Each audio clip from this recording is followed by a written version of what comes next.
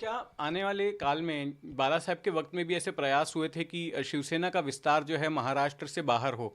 और हमने देखा भी कि कई जगहों पर देश के कई हिस्सों में जो है शिवसेना को लोग चाहते रहे हैं, वहाँ पर इकाइयाँ भी बनी हैं छोटी छोटी। लेकिन होता ये आया है कि कभी बाला साहब जो है पार्टी के प्रसार के लिए कभी राज्य के बाहर उन्होंने दौरे नहीं किए, वहाँ पर गंभीरता से चुनाव नहीं लड़े।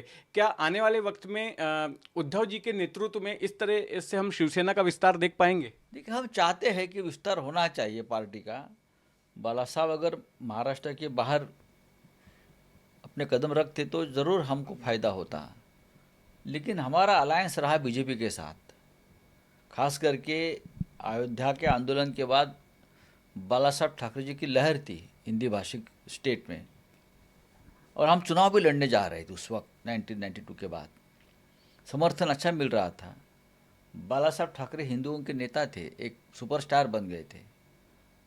लेकिन जब हमने चुनाव लड़ने का ऐलान किया तो अटल जी का फ़ोन आया बाला साहब को, कि बाला साहब अगर आप चुनाव लड़ेंगे तो अपने वोटों का बंटवारा हो जाएगा और फिर एक बार हमारा नुकसान होगा। तो बाला साहब ने हमें कहा, अरे भाई, अटल जी का फ़ोन आया था, उनका सम्मान करना चाहिए, तो हम चुनाव नहीं लड़ेंगे। अगर उस वक्त चुनाव लड़ते तो महाराष्ट्र के बाहर हमारे 10-15 सांसद चुनकर आ रहे थे उस वक्त, चाहे उत्तर प्रदेश हो चाहे मध्य प्रदेश हो। एक लहर थी बाला साहब की। उसके बाद हमें महाराष्ट्र के बाहर स्टेट, हर स्टेट में एक चेहरा चाहिए, एक लीडरशिप चाहिए।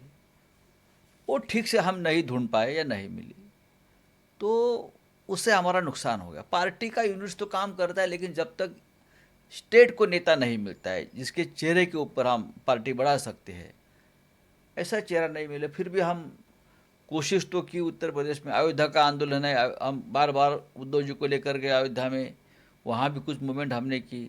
कार्यकर्ता जुड़ा हुआ है लेकिन नेता नहीं है वहाँ।